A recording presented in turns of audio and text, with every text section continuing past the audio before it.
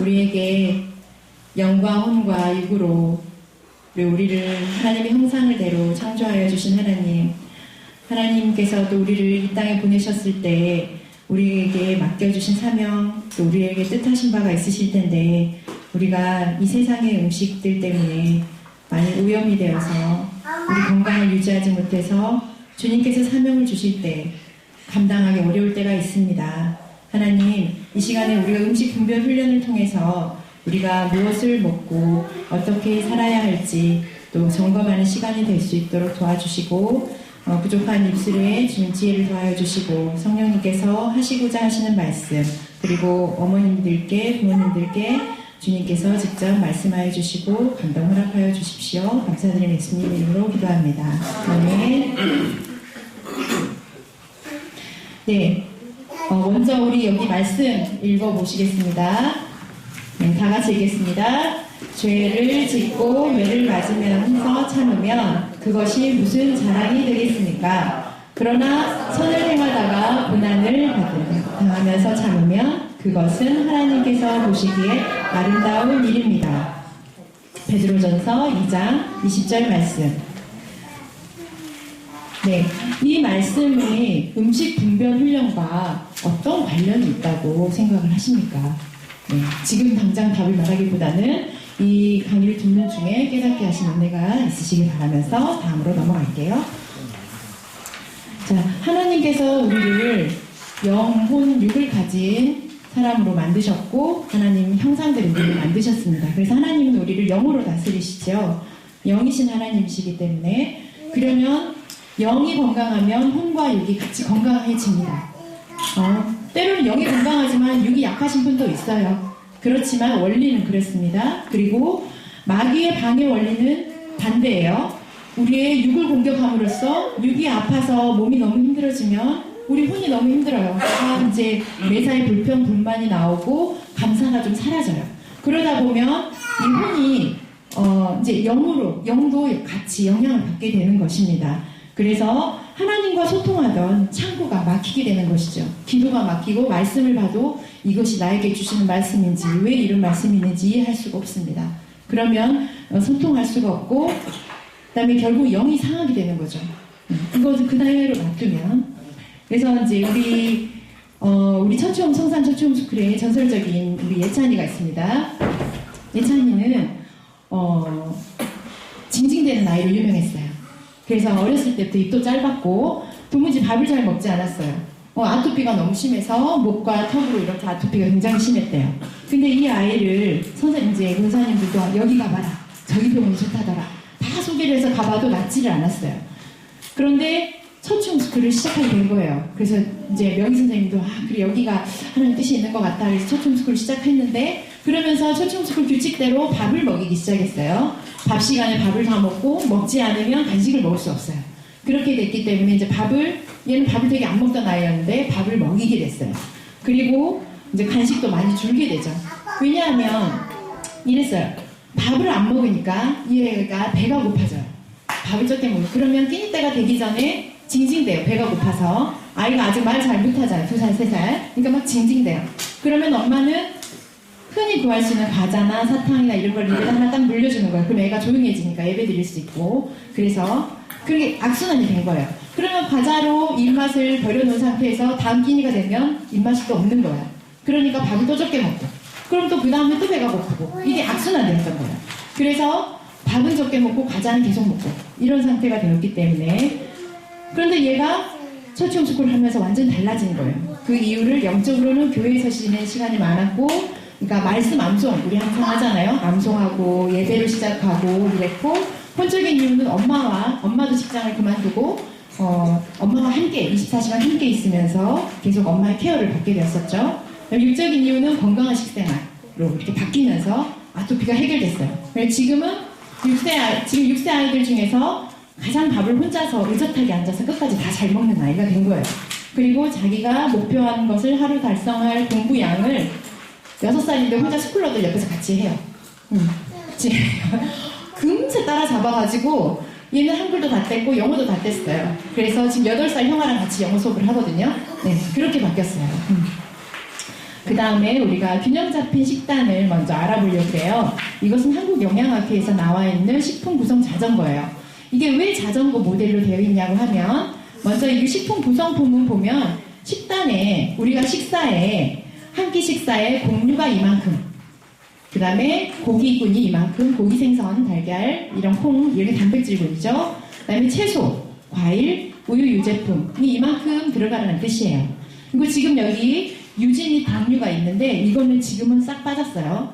이거는 옛날 버전이에요. 그렇지만 이 유진이 당류는 왜 들어가 있었냐면 오메가3라든지 이런 유익한 지방류가 있기 때문에, 그 다음에 지방이 사실 나쁘다는 인식을 많이 가지고 있지만 지방은 우리 몸의 필수 구성 성분이에요.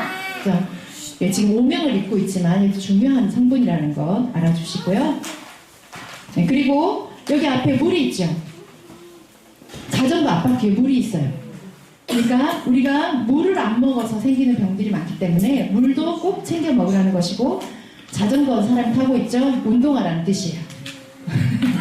골고루 잘 먹고 물 마시고 운동하라는 뜻입니다. 네.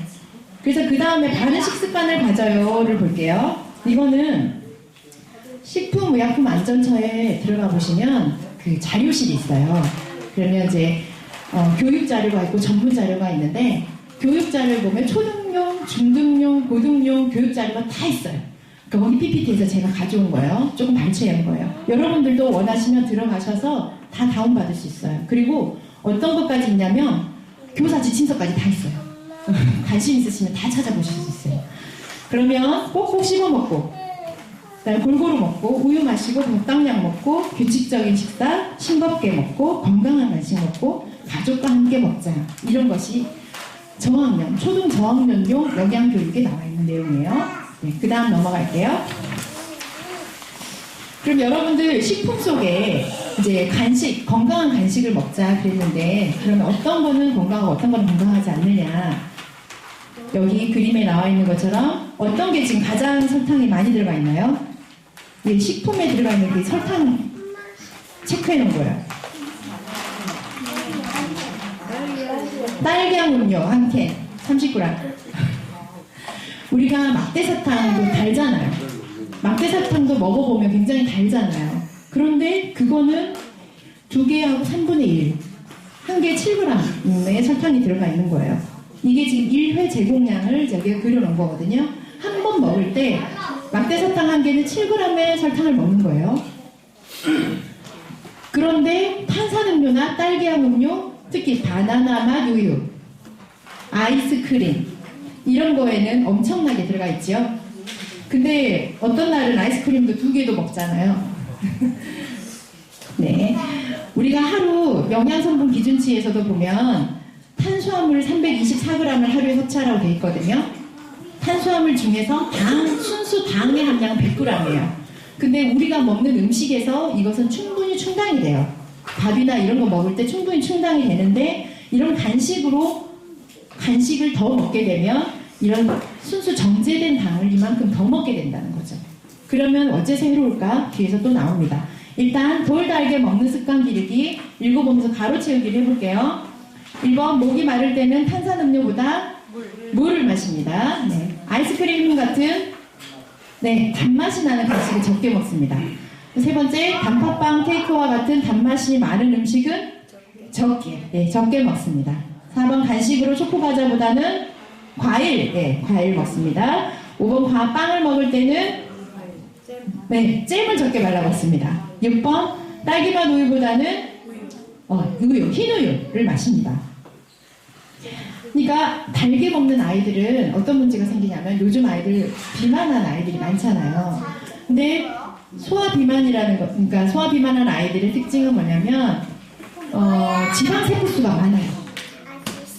어린 아이들은 우리가 음식을 섭취했을 때 필요한 만큼 쓰고 남은 것은 지방으로 저장이 되는데요. 이런 당이 지방으로 들어가는데 너무 많이 먹은 거예요. 저장할 데가 없어요. 세포수가 늘어나요.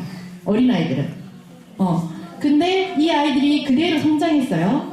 그러면 고도 비만이 될 확률이 높아요. 왜냐하면 어렸을 때 비만이 아니었던 아이들은 지방세포가 10개가 있다고 하면 얘네들은 한 20개쯤 있어요. 10개나 뭐 15개, 20개쯤 더 많잖아요. 그러면 어렸을 때 비만이 아니었던 아이가 커서 비만이 될 수도 있어요. 근데 그 아이들은 10개의 세포에다 저장을 하기 때문에 저장량이 한계가 있죠. 근데 어릴 때 비만이었던 아이들은 지방 세포수가 늘어나 있기 때문에 성인이 되면 이 사람들보다 훨씬 더 많이 저장할 수 있어요. 그렇기 때문에 고도 비만이 되는 거예요. 성인병 위험이 커지고, 그래서 어린아이들도 성인병이 요즘에 발생이 되고 있지요.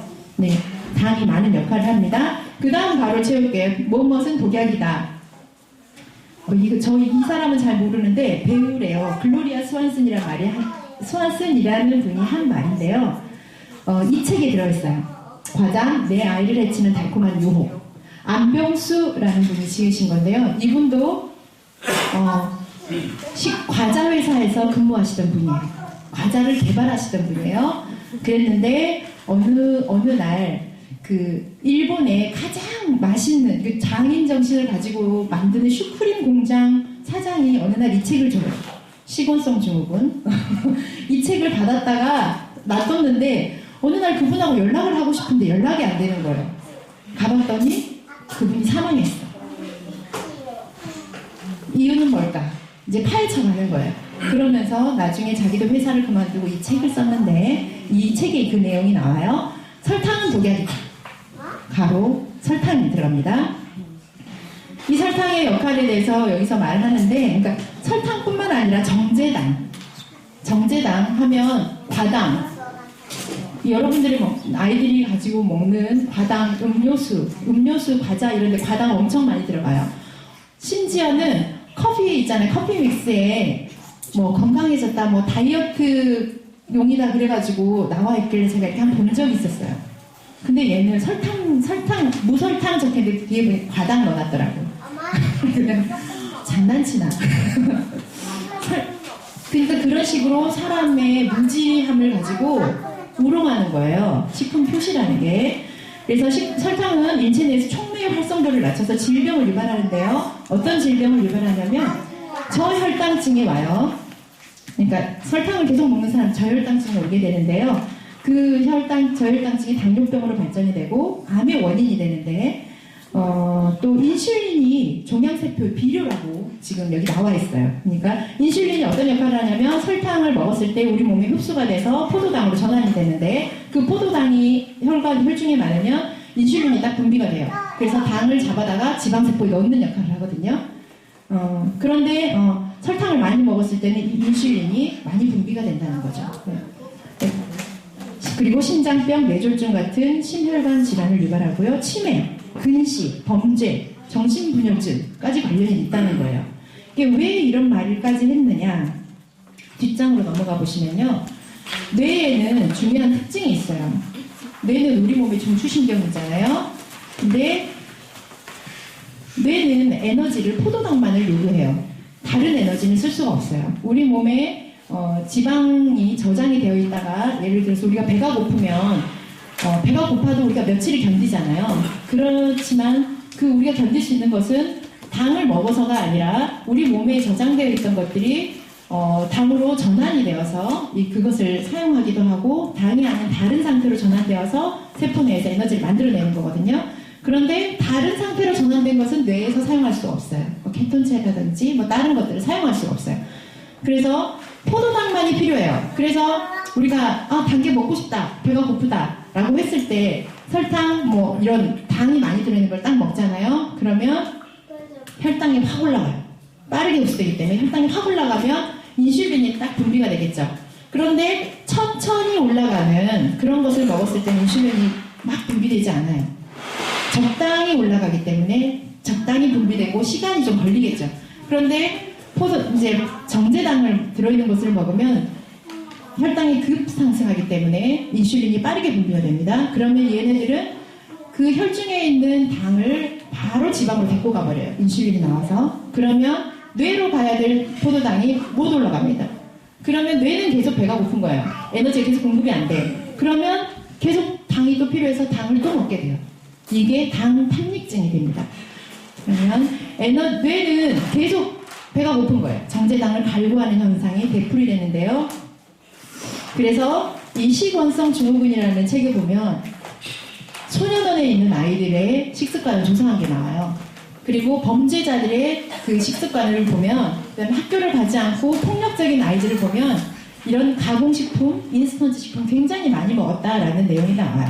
그리고 얘네들을 그것을 끊고, 가공식품, 인스턴트를 다 끊고 집에서 하는 밥과 된장국, 나물 이런 것을 먹였을 때 그 행동이 굉장히 완화되었고 좋아졌다라는 것들이 나오고 있어요. 그렇지만 여기에 있는 책들은 과학적이다라고 말할 수는 없어요. 왜냐하면 이렇게 많은 사람들의 어떻게 보면 인체에 영향을 미치는 것을 단시간 안에 증명해낼 수가 없어요. 그리고 식품이라는 것을 결과를 내고 하려고 할 때 변수가 너무 많아요. 한 가지 성분이 문제라고 말하기가 굉장히 어려운 점이 있어요. 그러면 이것을 했을 때 그럼 그 안에 있는 어떤 성분을 꺼내서 그걸 가지고 실험을 해보면 그 결과가 안 나올 수가 있어요. 네, 그런 문제점이 있다는 거. 그렇지만 이 책이 시사하는 바는 분명히 그런 것들이 문제가 있고 뇌에 영향을 미친다라고 말을 해주고 있어요. 그 다음에 이제 건강 간식에서 당이 많이 들어간 거 문제고요. 그 다음에 나트륨을 많이 먹으면 생기는 문제점, 짜게 먹으면 위험해요. 이것도 아이들 영양 교육에 나온 자료예요. 이거는 3, 4학년 정도 되는 아이들에게 하는 건데요. 짜게 먹으면 고혈압 생긴다는 것 좀 많이 아시죠? 그것이 뇌졸중과도 관련이 있고 신장질환 다 순환되기 때문에 연관성이 있습니다. 또 위암이 증가하죠. 우리나라 사람들 위암 많잖아요. 네. 그 다음에 그 나트륨을 배설하려고 하니까 이 신장이 다 여각이거든요. 우리 몸에 있는 혈액을 다 불러주는 역할을 신장이 하게 되는데 그것을 이렇게 배설 기능을 담당하는데 이것이 이제 무리가 오게 되니까 신장병이 증가하게 되고요. 그 다음에 이 염류를 배설시킬 때, 나트륨을 배설할 때 물이 그냥 나와서 나트륨만 빼주는 게 아니라 나트륨은 짬뽕을 데리고 가요. 지만 빠지는 게 아니라 칼륨도 함께 빠져요. 그리고 칼슘, 다른 그 혈액 안에 들어있는 무기질의 비율이 있어요. 근데 그 비율을 맞추기 위해서 다른 애들과 함께 나가는 거예요. 그러다 보니까 이제 인산이 많이 들어있는 것들을 먹으면 칼슘을 하나씩 데리고 나가고 그런 식으로 짝꿍을 함께 데리고 나가기 때문에 골다공증이 생길 수 있습니다. 그 뒤로 넘어가시면요. 나트륨 함량 이렇게 그 식품별로 나트륨 함량이 표시되어 있어요.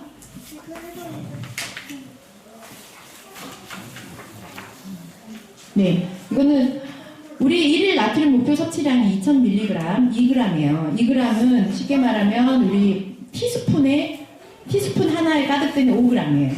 그거 절반이 우리가 하루 먹어야 될 양인데 사실 많이 쓰죠. 근데 여기서 보면 라면, 짬뽕 이런 게 1799g이 들어있고 짬뽕은 4000mg이 들어있어요. 그런데 문제는 라면이나 짬뽕은 국물을 안 먹을 수 있는 방법이 있죠. 국물을 적게 먹으면 그만큼은 덜 섭취할 수 있다는 게 있어요. 하지만 밑에 보시면 햄버거, 핫도그 이런 것들은 빼고 먹을 게 없잖아요. 다 먹잖아요. 네, 이런 것도 문제고요. 그래서 그 다음 싱겁게 먹는 습관 갖기 가로를 채워볼게요. 1번 소금, 그 다음에 뭐의 양념은 적게 먹으면 좋을까요? 네, 간장. 그 다음에 국, 찌개, 국수에 뭐를 적게 먹을까요? 네, 국물.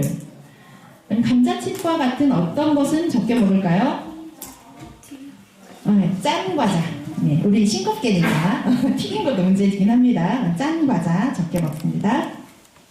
간식은 과자보다는 과일이나 흰우유를 먹습니다. 네, 이것도 영양교육 자료에 나와 있는 3, 4학년용 답달기예요.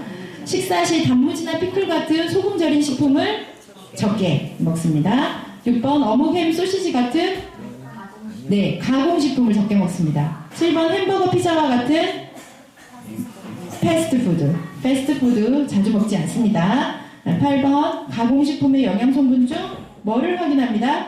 네, 나트륨 함량. 그다음에 9번 뭐를 할 때 싱겁게 해달라고 주문합니다? 외식. 네. 10번 음식은 되도록 싱겁게 먹습니다. 네, 이렇게 할게요. 네. 넘어가서 21세기에 없어져야 할 식품은 무엇일까요? 이거 힌트를 드리면 이마무라 고이치라는 분은 어린이를 위한 올바른 식생활에 이 말을 썼어요. 21세기에 이건 없어져야 된다. 그 다음에 3주간 이거는 계속 먹으면 반드시 뇌와 정신에 이상이 생긴다. 흰 밀가루와 수많은 첨가물이 들어있다. 여러 종류의 첨가물을 한꺼번에 섭취하게 된다. 인공조미료, 향료, 색소, 유화제, 안정제, 산화방지제, 점조제 등이 들어가 있다. 당 지수가 높다. 이거는 찌고 튀기고 또 삶는다. 뭘까요? 라면. 네, 인스턴트 라면입니다. 그냥 라면 아니에요. 이거 일본 사람이 말한 거거든요. 일본에 라멘이라고 있어요. 네, 요즘에는 일본 식당 많이 있으니까 가보시면 아실 건데 그건 약간 이렇게 찐 게 아니, 이거 인스턴트가 아니잖아요. 그거 그냥 라면 말고 인스턴트 라면. 네, 당 지수가 뭐냐면요. 글리세믹 인덱스, 이거는 섭취를 한 다음에 음식이 포도당으로 전환되는 속도예요. 그런데 이렇게 왜 라면이 당 지수가 높냐? 라면은 탄수화물이 뭐 정제당도 아닌데 왜 높냐? 하면 찌고 튀기고 또 삶잖아요. 3번의 조리 과정을 거치면 분해가 빨리 돼요. 그래서 그리고 고온 고압의 요리를 할수록 당 지수가 높아요. 그래서 우리가 집에서 먹는 밥보다 사서 먹는 즉석밥 있죠. 즉석밥은 고온 고압에서 가열을 해서 만들어내는 거거든요. 그리고 집에 와서 또 찌잖아요.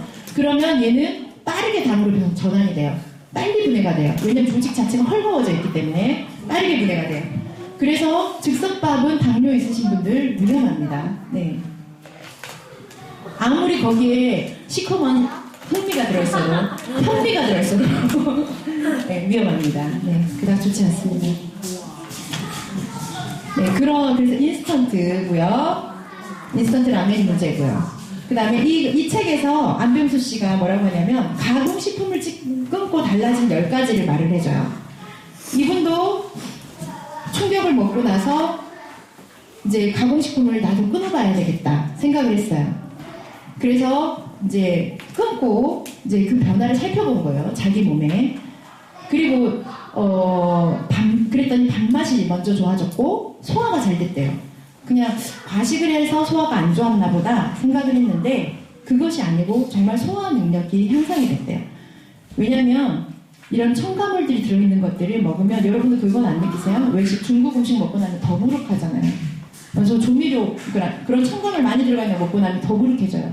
그리고 숙면을 방해한대요. 왜냐면 이제 소화 안 되니까 숙면 안 되죠. 그러기도 하고 첨가물의 문제예요. 첨가물이 이제 가공식품에 많이 들어있기 때문에. 그리고 새벽형 인간이 됐대요. 그리고 머리가 맑아지더래요. 그리고 피로감이 사라지고 그리고 이분은 항상 가지고 다니던 게 2개 있었는데 안약하고 그 단순 포진에 바르는 연고 있죠. 이런 입술에 바르는 연고를 항상 챙겨가지고 다녔대요. 그만큼 면역력이 되게 떨어져 있었고 눈도 이렇게 충혈되어 있고 피로했다는 거죠. 그런데 그걸 끊고 그거 2가지가 없어졌대요. 그리고 감기도 걸리지 않았고 변비에서 탈출하고 시린이가 해결됐대요. 그래서 치과에 갔는데 가공식품을 끊고 나서 치과를 갔는데 선생님 어떻게 갑자기 잇몸이 이렇게 건강해졌어요? 라는 말을 들었대요. 그리고 우리 이송용 선생님 라면이 어떻게 안 좋은가 본인이 직접 테스트를 해보셨어요. 그래가지고 아이들에게 라면을 먹일 수는 없으니까 아이들이 다 잔 다음에 혼자 몰래 라면을 끓여 먹었습니다. 그랬더니 그 다음날 아침 되니까 비염이 확 오더래요. 그래서 이게 우연히 일치인가 정말인가. 그래서 한참 뒤에 이제 그거 낫고 나서 다시 한번 시도를 해봤어요. 그랬더니 아니나 다를까 그 다음날 여지없이 비염이 오더래요. 근데 저도 사실 그런 경험을 했었어요. 저도 자취를 많이 했었는데 그러니까 대학원 다닐 동안 계속 자취 생활을 했었는데 몸이 좀 이렇게 나른해지고 피곤해질 때는 저도 그래도 밥을 해 먹었거든요. 그랬는데 그렇게 피곤할 때는 오늘은 그냥 간단하게 라면이나 먹고 자자 이런 생각이 들어서 피곤할 때는 그냥 라면을 먹고 자는 날이 있었어요. 근데 건강할 때 이제 안 그렇게 막 힘들지 않을 때는 라면을 먹고 자도 그걸 못 느꼈어요. 그런데 어느 날은 먹고 잤는데 그 다음날 더 몸이 더 아파지는 것을 제가 몇 번을 느꼈어요. 그래서 감기가 올라고 할 때는 이런 라면은 안 좋은가 보다 그런 생각을 제가 했었거든요. 그랬는데 이송용 선교사님도 그렇게 해봤다는 거예요. 그래서 너무 재미있었어요. 저랑 같은 걸 경험하셨군요. 그럼 수요가 있는 곳에 공급이 있습니다. 우리가 라면을 사 먹기 때문에 계속 만들어내는 거예요. 그리고 건강하게 예를 들어서 인스턴트 라면이라고 하더라도 건강하게 더 만들어내는 겉면 있잖아요. 튀기지도 않고 뭐 근데 그 겉면 맛없다고 안 팔린다면서요. 안 팔려요. 그러나 겉면 자체가 문제가 아니라 사실 스프가 문제거든요. 네.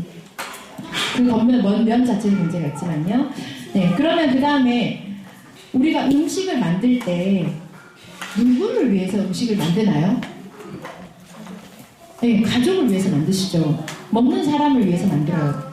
그런데 기업에서는 자기를 위해서 만들어요. 파는 사람을 위해서, 돈을 위해서 만들어요.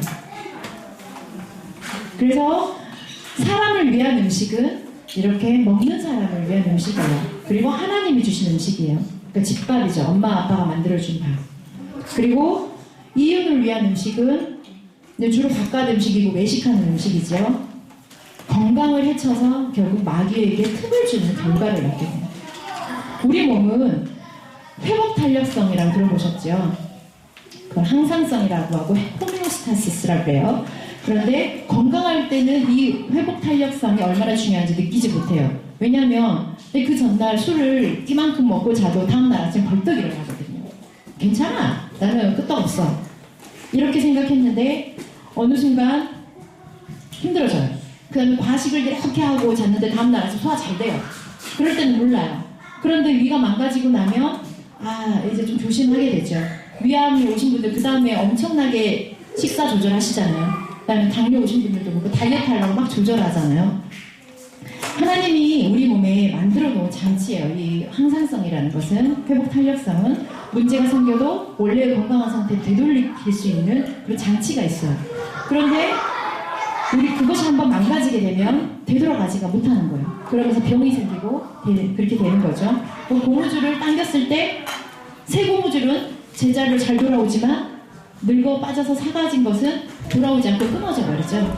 그것과 같은 원리라고 보시면 되겠습니다.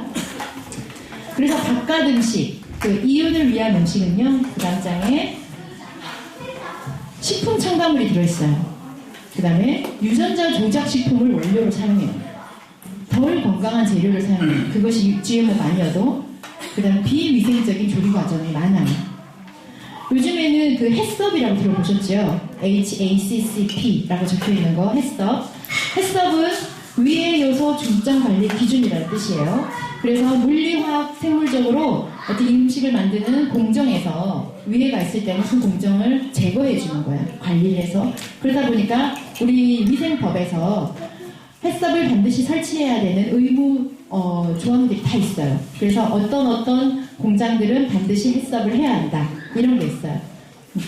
그래서 닭 공장 같은 데 있죠? 그런 것도 다 햇섭 붙어 있을 거예요. 보시면 마트에 가면 햇섭 마크 붙어 있는 거 다 보실 수 있어요. 거의 의무적인 것들을 해야 돼요. 그런데 외식하는 우리 식당들은 의무사항이 아니에요. 그러니까 하지 않아요. 그 다음에 위생적인 조리 과정이 안 나와요. 그리고 아무리 맛집이라고 해도 왜 TV에서도 나오잖아요. 맛집에 막 비법 공개하다 주방에 가서 이렇게 보면 막 양파망에다가 뭐 잔뜩 넣어가지고 푹 24시간 육수를 내잖아요. 양파망에다가 재료를 넣어서 24시간 하면 어떤 일이 생기겠어요? 양파망 플라스틱이잖아요. 그리고 지난번에 저기 송정 어디에 무슨 식당이 그리고 회식 자리가 있어서 갔는데 뜨거운 육수를 이렇게 내주는데 플라스틱 그 바가지로 이렇게 막 퍼서 주는 거예요. 요즘에 스텐 바가지 많은데 저런 걸 쓰네. 그 사람들의 어떤 생각으로 장사를 하는지를 알겠더라고요. 그쵸? 그 작은 거 하나만 봐도 내가 우리 집 아이에게 이걸 주는데 뜨거운 것을 플라스틱으로 이렇게 해가지고 떠서 주나요? 그렇게 안 하잖아요. 다 쇠나 나무나 이런 걸로 하잖아요. 그렇게 하니까 문제가 되는 거죠. 그래서 오늘 덜 건강한 재료. 자, 이제 그 밑에 이 책이 나오지요. 위대한 속임수. 인간이 만든 위대한 속임수 식품 첨가물. 원재. 만든 사람은 절대 먹지 않는 식품의 이면. 이게 원재예요. 그래서 여기에서 어떤 이야기가 나왔냐면 자기 아이의 3살짜리 딸아이 생일에 엄마가 생일상을 차려주셨는데 케이크도 있고 뭐도 있고 하는데 이제 자기 바쁜 일정을 뒤로 하고 아이의 딸, 이제 3살짜리 예쁜 딸이니까 생일 축하해주려고 갔어요. 갔는데 미트볼이 있는 거예요. 그리고 거기에다가 뭐 미키마우스 이렇게 꼬지가 꽂혀져 있는 이런 미트볼이 있는 거예요. 애들은 너나 할 것 없이 생일 촛불 끄자마자 그걸 다 갖다 집어 먹는 거예요.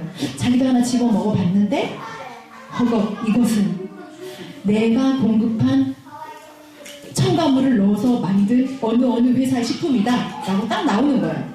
이분은 거의 식품 첨가물 소믈리에요. 아베 스카사라는 분이 쓰셨고 이 안병수 씨가 옮겼어요. 그런데 자기는 100가지 정도를 분별할 수 있대요. 그러니까 먹어보면 이건 글리신, 이거는 뭐 다 알 수 있어요.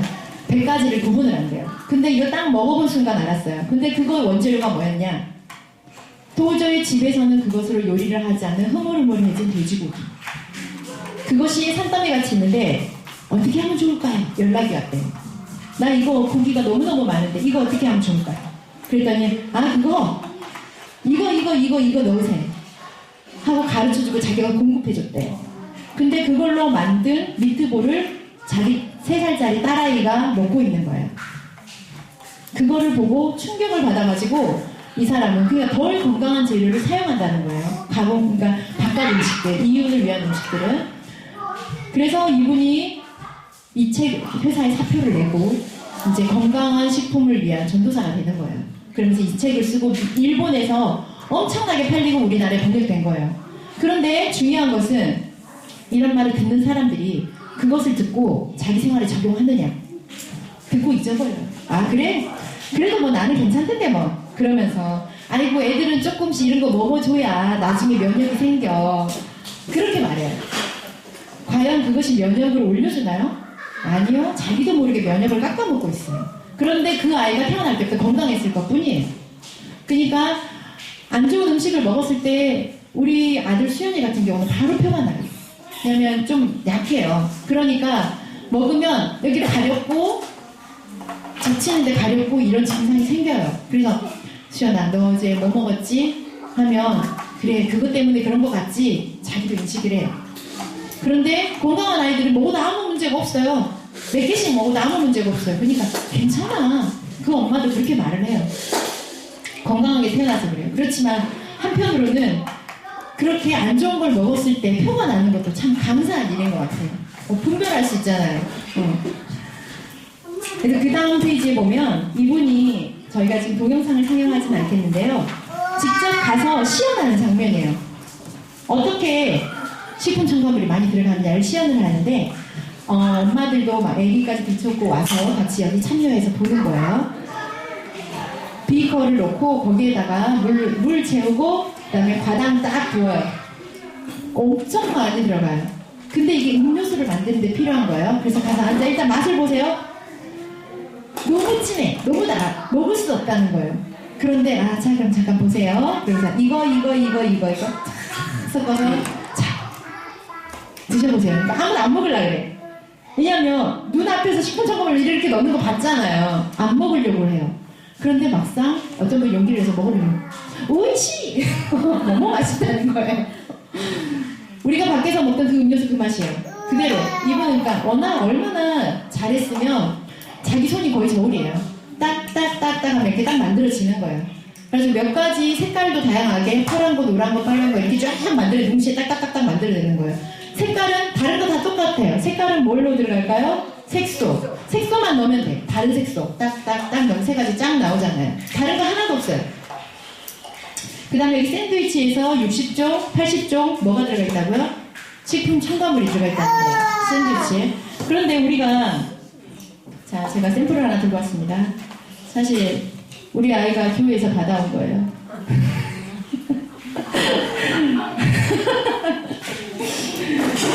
정말 너무너무 속상해요.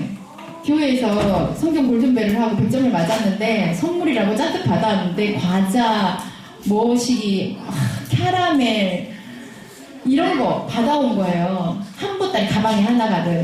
그래서 몇 개는 버리고 몇 개는 누구 주고 이거는 제가 가져왔어요. 알맹이는 어떻게 먹었냐? 물을 부어서 면 꺼내고 삶아서 한번 헹구고 거기다가 육수를 새로 내가지고 김치 넣고 못 넣고 그래가지고 거기에다가 면만 넣어서 건져줬어요. 애들 먹었어요. 맵다.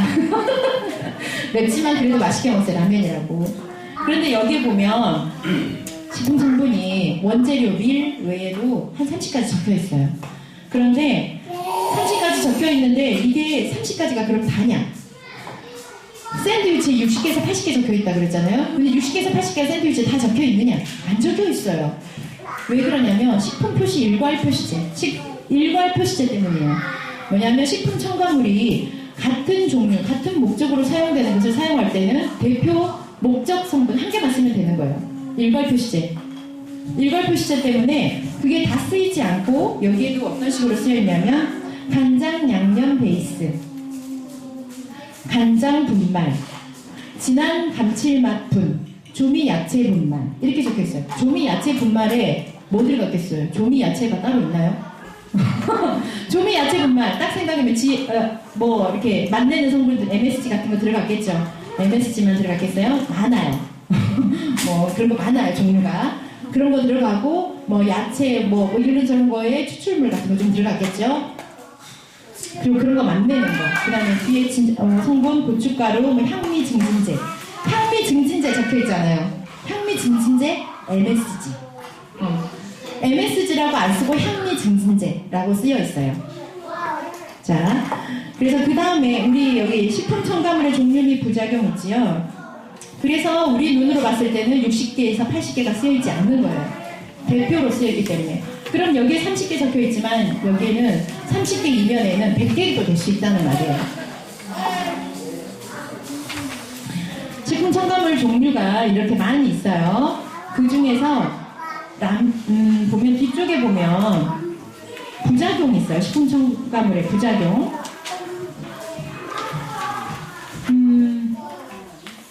예를 들어서 방부제를 쓰면 뭐 발암성이 있다. 이렇게 나오잖아요. 그러면 한 가지를 썼을 때 이런 방부제가 있다고 실험을 한 거예요. 이게 주로 동물 실험을 통해서 나온 거죠.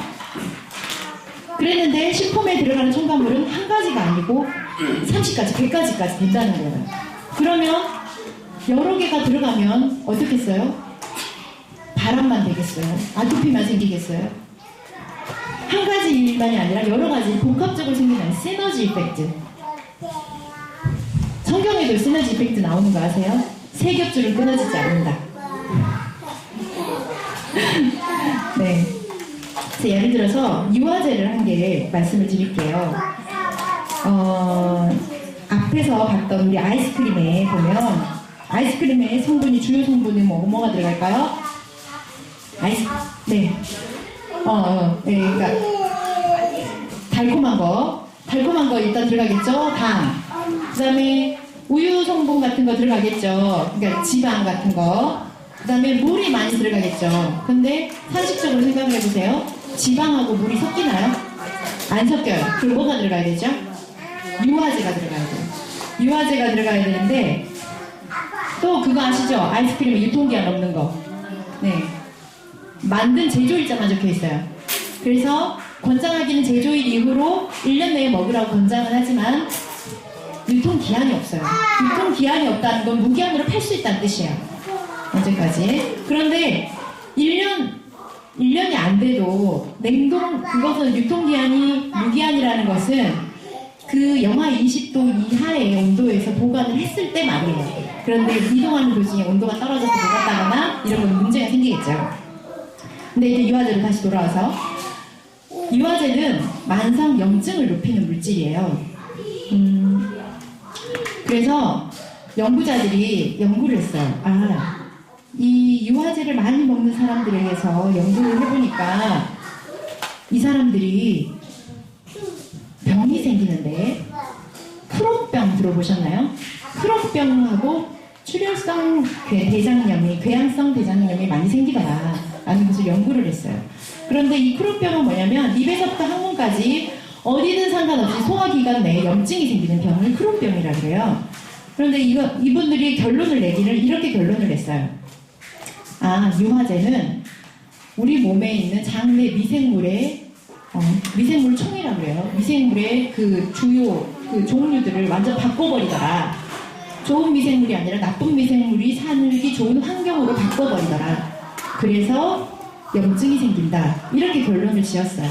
근데 뒤에 여러분들이 보시면 첨가물 사용 식품처에 보면 유화제가 사용되는 것은 앞에 버터 뭐 이런 거 마가린, 쇼트닝 이런 거 빼고는 다 단 거예요. 케이크, 캐러멜, 껌, 초콜릿, 아이스크림, 비스킷, 두부, 케첩, 뭐 쿠키, 크래커 이런 데 유화제가 다 들어가 있고요.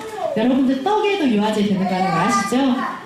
떡이 며칠 지나도 안 딱딱해져요. 유화제를 넣어서 그래요. 그러니까 하루 지났는데 딱딱해진 떡은 유화제 안 들어간 거예요. 근데 밥도 원래 이렇게 딱딱해지잖아요. 몇 시간 지나면. 그게 정상이거든요. 그런데 안 딱딱해지도록 유화제를 넣은 거예요. 그 오랫동안 판매할 수 있도록. 그리고 먹는 사람들도 식감이 아니 난 유화제 넣어도 그 말랑말랑한 게 더 좋아. 이렇게 요구를 자꾸 하니까 넣는 거예요. 그 사람들도. 그때 그렇게 하니까 진짜 맛있더라. 이렇게 하면 계속 넣는 거죠. 네, 그렇다는 거 알아주시면 좋겠어요. 이제 넘어가서 뒤쪽으로 가실게요. 그래서 첨가물, 식품 첨가물을 분별할 수 있으셔야 돼요. 그렇다고 해서 식품 첨가물을 모두 성분을 외우실 필요는 없어요. 사실은 저도 식품을 전공했지만 저는 식품 영양학을 전공했어요. 식품 가공 안 했어요.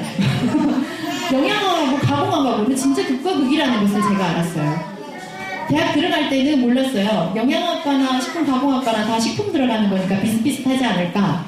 그런데 정말 단적으로 말하지만 식품 영양학과는 그나마 생명을 살리는 과예요. 어떻게 하면 건강한 음식 먹이고 식단 좋은 거 식단 짜고 이런 쪽이에요. 식품 가공학과는 공장을 위한 학과예요.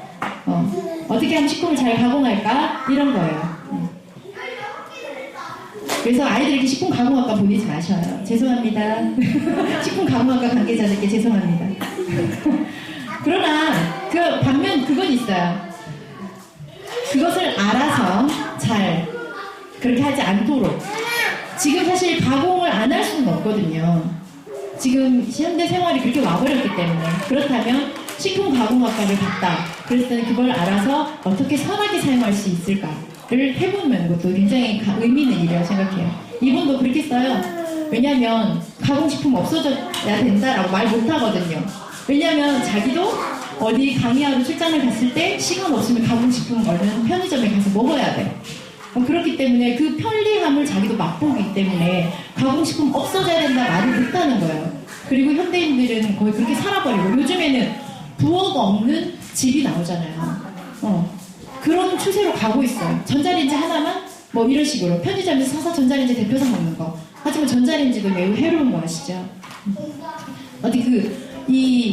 어떤 분들은 저는 이제 이걸 해보진 않았지만 전자레인지 방식으로 해서 유전자 가공 조작을 한다고 해요. 유전자 조작할 때 기본적으로 유전자를 끊어내는 과정에서 그런 방식을 사용하려고 해요.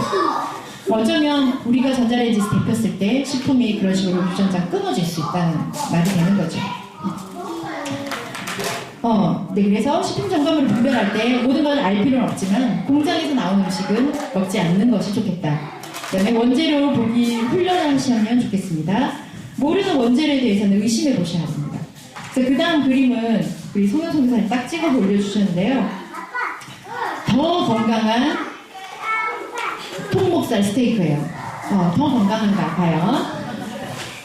그래서 여기서 12시간 숙성했고 참나무 훈연했고 보존료 무첨가라고 무 해가지고 이렇게 막 나뭇잎 그려져서 왠지 로하스 같은 느낌을 주죠. 소브산 칼륨 안 넣었대요. 부드러운 식감이에요. 자, 뒤로 넘어가 볼게요. 뒤에 이제 식품 첨가물 찍어서 올려주셨어요. 근데 여기 초산나트륨, 폴리인산나트륨, 메타인산나트륨, 베지스테이블 502, 발효펩타이드, 프로인, 폴리솔베이트 80 이런 거 들어있어요. 폴리소르베이트 뭘까요?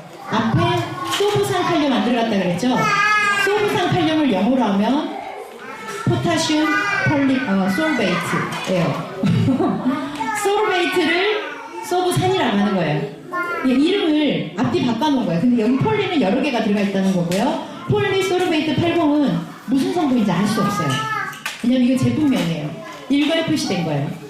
그러니까 이게 폴리소르베이트 80 안에 뭐가 들어가는지 알 수 없어요. 그러나 소르베이트 기본으로 한 것이 들어가 있다는 거예요. 그리고 그 다음에 코치닐 추출 색소 있죠. 그 다음에 여기 맨 위에 보면 초산나트륨은 산도조절제고요. 폴리인산나트륨 이것도 산도조절제로 팽창제로도 쓰고 메타인산나트륨 이거 유화제예요. 그 다음에 인산이 지금 계속 들어가 있죠. 제가 아까 말씀드렸죠. 인산은 칼슘하고 짝꿍해서 빼내간다고. 그리고 음료수에 보면은 안정제로 인산이 굉장히 많이 들어가요. 그러면 우리가 집에서 오렌지를 갈아서 음료수를 만들면 어떻게 되나요? 금세 가라앉죠. 금세 가라앉고 색깔도 변하고. 그런데 이런 인산나트륨 같은 이런 거 이렇게 안정제를 넣어서 하면 균일하게 돼요. 색도 변하지 않는 걸 이제 첨가했겠죠. 색 변하지 않게 첨가했겠죠. 그런 것들이 다 들어가 있어요. 음료수 어떤 것도 좋지 않아요. 어떤 것도 변하지 않습니다. 네. 그 다음에 코치닐 추출색소 마지막에 이분들은 아질산 나트륨은 많이 들어보셨죠? 햄 이런 데 아질산 나트륨 많이 들어간다고. 아질산 나트륨은 이제 발색소예요. 이제 우리가 집에서 돼지고기를 조리하면 무슨 색깔이 나오나요? 빨갛게 핑크색이 나오나요? 아니죠. 흐끄무리하게 되죠. 그 다음에 양념 색깔이 나올 뿐이에요. 그런데 아질산 나트륨을 쓰면 색깔이 핑크로 선홍색으로 예쁘게 나옵니다. 그래서 그것을 사용하지. 근데 얘는 더 건강하니라 그래서 아질산 나트륨을 안 썼나 봐요. 근데 코치닐 추출 색소를 대신 썼어요. 이것도 이 색을 핑크색으로 보이게 하는 거거든요. 그런데 이 코치닐 추출 색소가 뭔지 혹시 아실까요? 연지벌레를 갈아서 그것을 추출해서 나온 색깔이에요. 근데 이것은 연지벌레라는 것은 우리가 먹을 수 있는 벌레는 아니에요. 잘 못 들어보셨죠? 이 동네에서 사는 동네 벌레가 아니에요. 수입품이에요. 그런데 너무 많이 써요. 연지벌레. 연지벌레. 그런데 그거 코치닐 추출색소 사다 정말 그걸 사서 어디에 많이 있냐면 딸기맛 우유에 그거 들어가요. 핑크색. 그리고 pH에 따라서 주황색도 띄어요. 여러분들 파이버 들어간 건강한 음료수라고 옛날에 한참 나와가지고 했던 거 주황색 음료 생각나시죠? 그거도 코치닐 색소 쓴 거예요. 네. 문제는 뭐냐면 코치닐 색소는 천연 원료이기 때문에 천연 색소라고 분류가 돼요. 그쵸? 합성은 아니잖아요. 그런데 원료가 천연이라고 해서 우리가 과연 먹을 수 있는 식재료에서 나온 천연 원료이냐? 그건 아니죠. 그리고 치자 황색소 들어보셨죠? 그 단무지 같은 데 보면 치자를 이용해서 색을 냈다라고 해서 건강하다라는 천연색소 썼다고 나오잖아요. 치자 먹을 수 없는 겁니다. 네, 치자 어디다 쓰죠 원래? 예, 염료예요. 옷감을 물들이는 데 쓰는 거예요. 염료예요. 먹지 않아요. 네. 근데 그것을 원료로 해서 썼기 때문에 얘도 천연색소에 속하는 거예요. 근데 그것이 그러니까 우리 몸에 어떤 영향을 미칠까? 연구가 잘 되어 있지는 않아요. 그리고 그것이 되어 있다 하더라도 우리가 원하는데 소비자가 원하는데 공장에서 안 만들 이유가 없는 거예요. 그 다음 유전자 조작식품 볼게요. GMO는 그러니까 동물, 식물, 미생물 등을 대상으로 다양한 유용 유전자를 인위적으로 절단 연결하여 재조합한 DNA를 이종의 생물에 주입하여 신품종을 만드는 기술이에요. 여기서 보면 이제 저 이거는 해석을 잘 못해요. 그냥 대충 보세요. 그러니까 다른 데에 있는 것을 가져다가 주로 박테리아 같은 데 주입을 해요. 박테리아 같은 데 주입을 해서 거기에서 이제 배양을 시켜요. 그래서 좋게 잘 나오면 그것을 뽑아내서 우리가 원하는 종에다가 주입을 해주는 거예요. 그러니까 여기에 있던 것이 A에 있던 것이 C로 간 게 아니라 A에 있던 것이 B로 갔다가 B로 간 것을 C로 넣는 거예요. 그러니까 여기저기 저기 단계를 거쳐서 만들어진 게 유전자 조작 식품이에요. 뒤로 넘어가 보시면요. GMO의 특성이 있어요. 우리 GMO 만드는 과정 몰라도 돼요. 그러나 우리는 알아야 할 건 GMO가 어떤 것이냐, 어떤 영향을 우리에게 줄 것이냐, 그것을 좀 알 필요가 있을 것 같아요. GMO에 대한 자료도 식품의약청 안전처에 들어가면 전문 자료예요. 다 나와요. 그런데 거기에는 뭐라고 말을 하냐면 주로 GMO도 안전하다라는 취지로 일단 자료를 올려놨어요. 근데 저는 거기에 있는 거 그대로 들고 왔어요. 제가 설명을 드릴게요. 해충 저항성이다 하면 어떤 해충에 이것을 해충이 이걸 먹으면 죽는다는 뜻이에요. 말하자면. 해충이 벌레가 먹지 않도록 이 유전자를 조작을 했다는 뜻이에요. 그러면 벌레가 먹지 않는 거 사람이 먹어도 될까요? 네. 옛날에 어른들을 그랬죠. 벌레가 먹는 것이 맛있는 거라 그랬어요. 네. 우리가 먹을 수 있는 것이라 그랬어요. 근데 벌레가 먹을 수 없는 것을 만든 것이 해충 정화성이에요. 그 다음 제초제 내성은 주로 그러니까 이제 넓은 땅에 많이 쓰는 건데요. 우리가 조그만 땅에서는 이렇게 별로 이렇게 유용하지 않을 수도 있어요. 그렇지만 제초제를 뿌려도 얘는 안 죽는 거예요.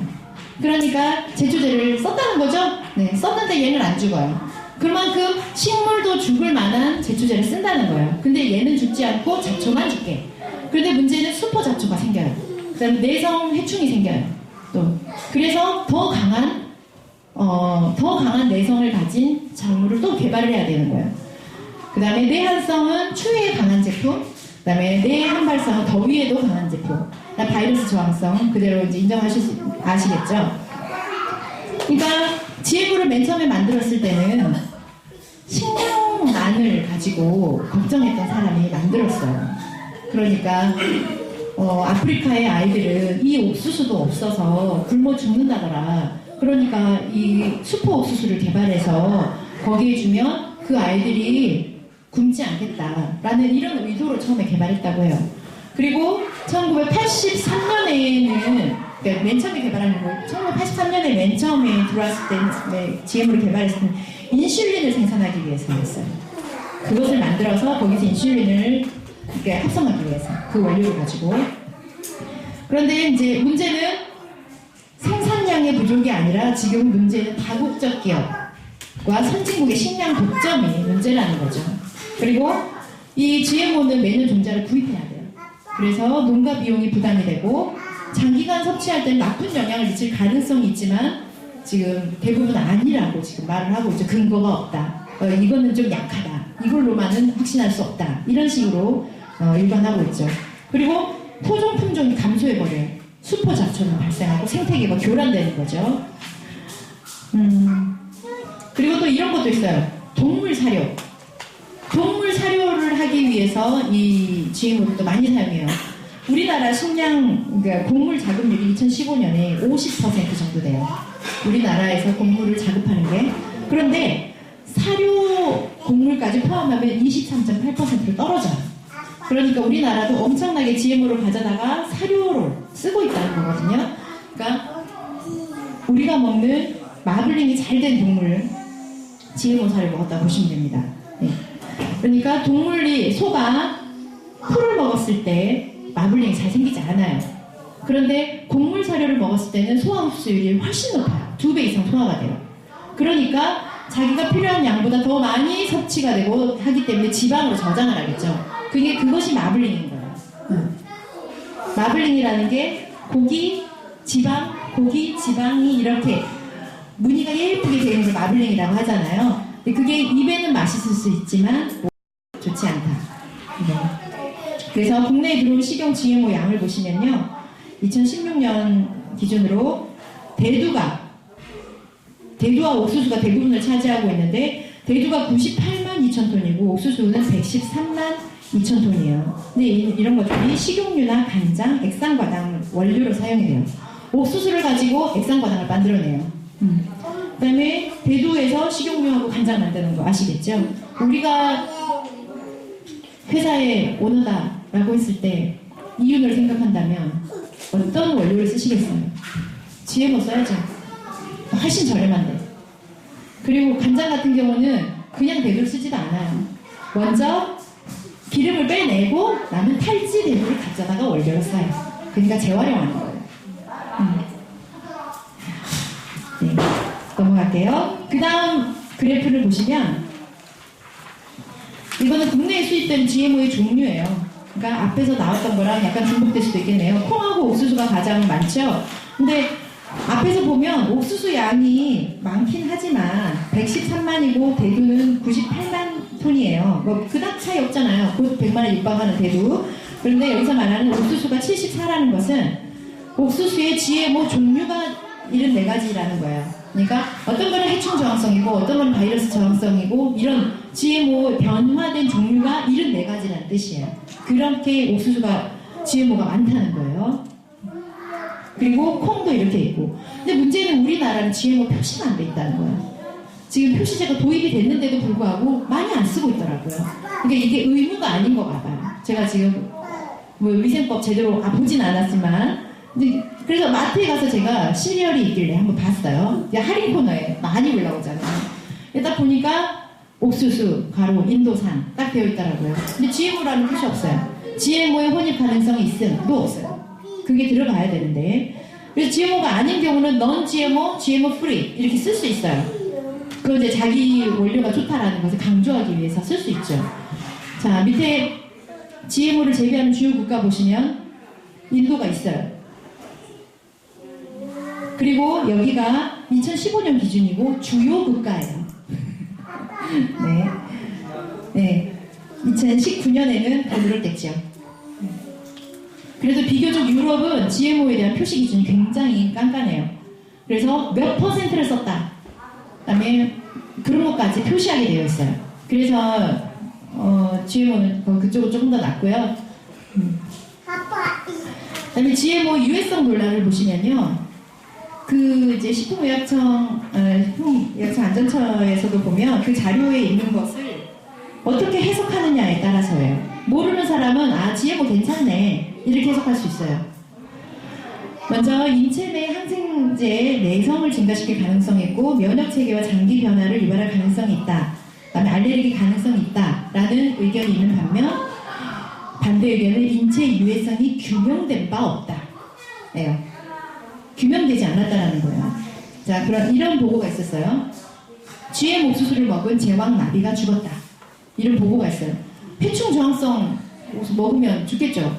그런데 미 환경보호처에서 2001년에 바로 했어요. 위해하지 않다. 그거랑 상관없다. 이런 식으로 보고를 했어요. 그 다음에 GM 옥수수를 2년 동안 먹였어요. 해충 저항성 옥수수를 2년 동안 쥐한테 먹였어요. 그랬더니 수명이 단축됐대요. 대조군을 항상 두거든요. GM 옥수수 아닌 다른 것을 해봤는데 얘보다 얘가 수명이 많이 줄더라 라고 2년 동안을 실험했어요. 2년 실험하고 굉장히 긴 거예요. 사실 실험자들은 동물 실험을 저도 뭐 조금 해봤지만 그렇게 길게 실험 안 해요. 조금 해도 동물들 금방 크거든요. 그래서 금방 결과 나와요. 그리고 2년 동안 하려면 얼마나 많은 양의 쥐를 키워야 되는지 몰라요. 왜냐면 중간에 탈락되는 애들 있거든요. 그럼 걔네들을 빼고 2년 동안 끌고 가야 되잖아요. 2년을 장기 실험을 하려면 그만큼 많은 예산을 투여했다는 뜻이에요.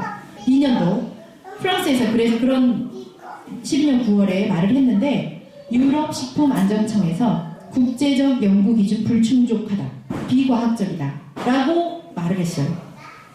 그러니까 뭐냐면 동물 실험을 하려도 동물 실험 기준이 있어요.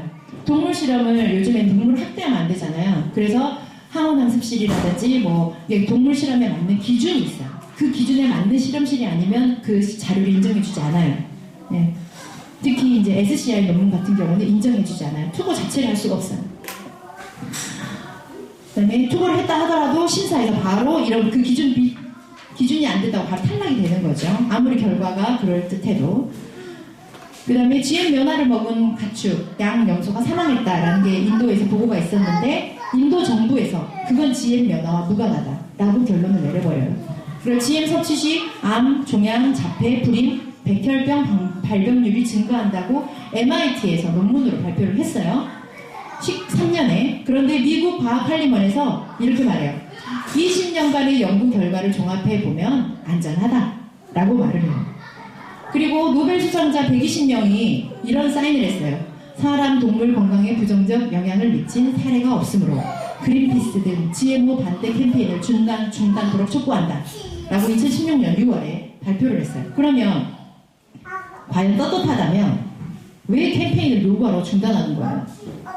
그냥 놔두면 되지. 왜 중단하라고까지 굳이 요구할까요? 그럼 노벨재단의 기부금은 누가 낼까요? 궁금합니다. 그 뒤에 보면 그래서 국내 사망 주요 원인을 제가 그래프를 올려놨는데요. 암, 심장질환, 뇌혈관 질환, 자살, 폐렴, 당뇨 이런 순으로 돼요. 근데 이런 질환을 보면 거의가 음식과 관련된 질환이죠. 이 사람들이 석쇠를 바르게 했다면 이런 질환에 걸리지 않았을 확률들이 높아요. 그 다음에 자살도 역시 아까 말했죠. 뇌에 문제가 온다고. 당 이런 것들, 첨가물 이런 것들 먹으면 뇌에 문제가 온다고.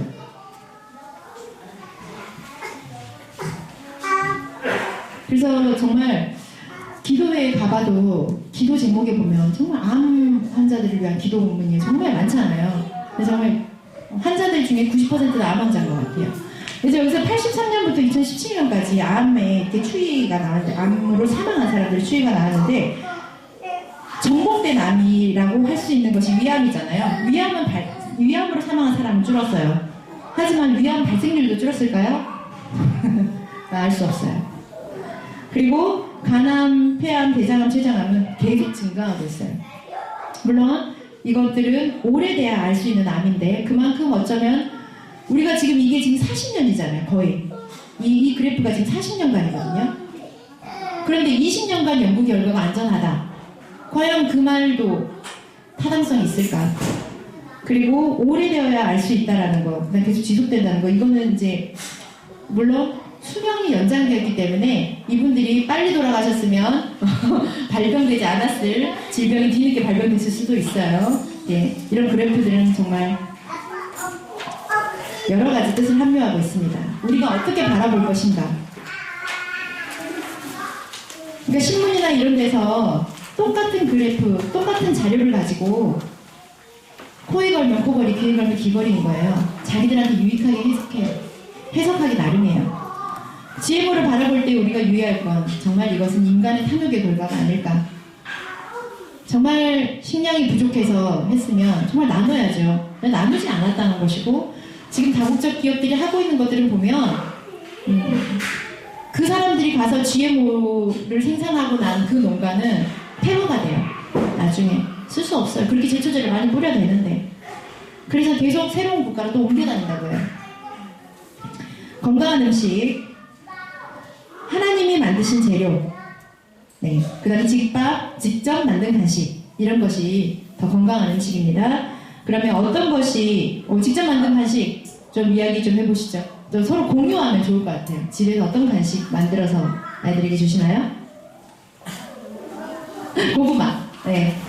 좋죠. 고구마 쪄서 먹는 거. 감자. 또. 없어요? 벌써 끝났어요? 네. 빵도 만들어주시고. 네. 네, 떡볶이도 파는 거 말고 집에서 직접 만든 거. 네, 채소 좀 많이 넣고. 네. 설탕 좀 그만, 물엿 좀 그만 넣고. 어떤 분은 자기는 건강의 비결이 물엿이라고 하는 분이 있었대요. 어이없는 말이죠. 물엿이 뭔지 모르고 하신 말이에요. 설탕 대신 자기 물엿을 넣어서 쓴대. 물엿을 넣으면 물엿도 과당 종류예요. 네, 과당 이런 건데 그것도 옥수수에서 뽑아낸 거죠. 근데 그 물엿을 넣으면 확실히 식감이 좋긴 해요. 그러니까 만드는 사람들 포기를 못하는 거예요. 그 다음에 엄마들도 할머니들도 맛있게 요리하시는 분들 보면 그 물엿이 꼭 들어가야 된다고 그래요. 그 다음에 물엿이 반질반질하게 만들고 먹음직하게 보함직하게 만들어져요. 네, 그렇게 만들어져요. 첨가물도 그래요. 먹음직하게 보함직하게 만들어져요. 어디서 많이 듣던 말이죠. 네. 직접 만든 간식. 그래서 어떤 분은 이제 과일 주스도 집에서 만들어 줄 수 있겠죠. 우리가 이렇게 돌려서 착즙 주스 해주면. 그러나 생과일이 더 좋습니다. 왜냐하면 섬유질과 함께 먹어야 혈당이 급속하게 상승하지 않아요.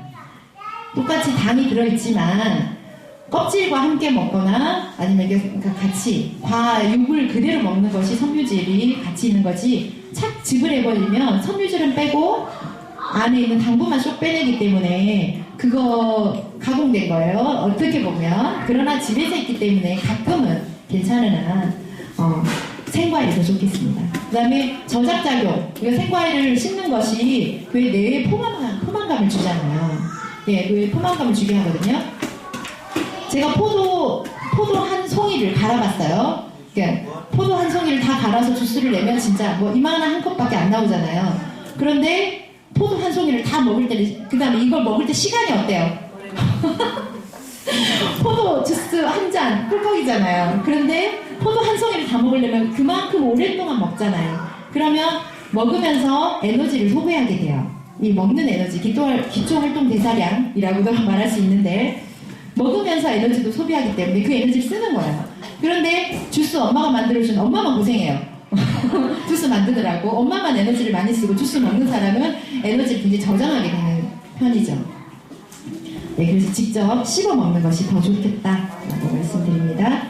그러나 어쩔 수 없이 먹어야 할 때가 있어요.